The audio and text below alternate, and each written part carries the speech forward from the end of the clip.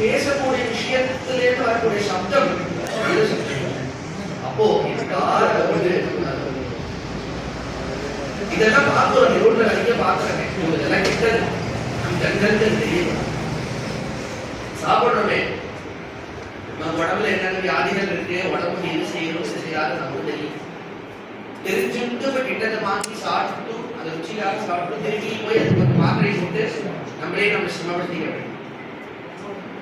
யாருக்கு ஏதாவது சொல்ல போறோம், சொல்றது உண்மையா பொய்யா நமக்கு தெரியும். உண்மைனா சொல்லு, பொய்னா சொல்ல. எழுதுறோம், எழுதுறது சத்தியமா சத்தியமா நமக்கு தெரியும். சத்தியம்னா அந்த பேனா போட்டு எழுதியா, சத்தியம்னா வந்து அந்த மாதிரி பண்ண என்ன கிடைக்காது அப்படின்னா சத்யா பிராணாராமம் மன ஆனந்தம் வேதத்துல நீ சத்தியத்தோடு இருக்க ஆரம்பிச்சிட்டீங்கன்னா உனக்கு ஆனந்தம் கிடைக்கும். ஆனந்தம்னா என்னப்பா அப்படின்னா சந்தோஷம். சந்தோஷம் அப்படி அவள் அன்னைக்கு சினிமா பார்த்தேன், 3 மணி நேரம் ஜாலியா இருந்தது.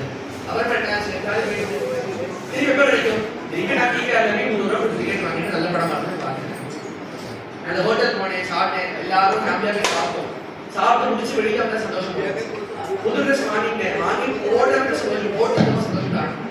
அப்போ சந்தோஷம் பர்மனன்ட் இல்லை, ஆனா சாஸ்வதமானது ஆனந்தம்.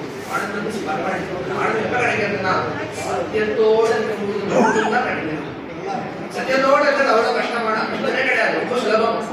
நல்லது கெட்டது பிரிச்சு பார்த்தா நம்மளும் நல்லது பண்றவாள் ஆயிடும்.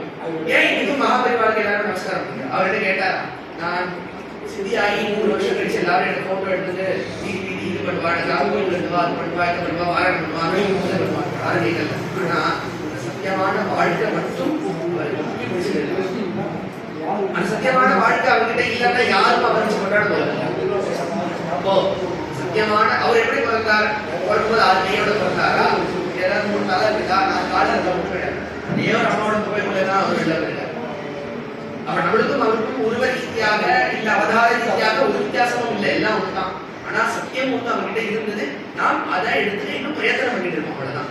ஒரு நாள் நமக்கும் அது வாய்ச்சுன்னா எல்லாரும் நம்பாலும் இழப்பார். அம்பானியாவே இருக்கணும், அவரும் ஒரு குருவை நோக்கி தான் ஓடுறாரு. அப்ப பணம்ங்கிறத பிரதானமா போல சத்தியங்கிறது மட்டும்தான் பிரதானம் போல.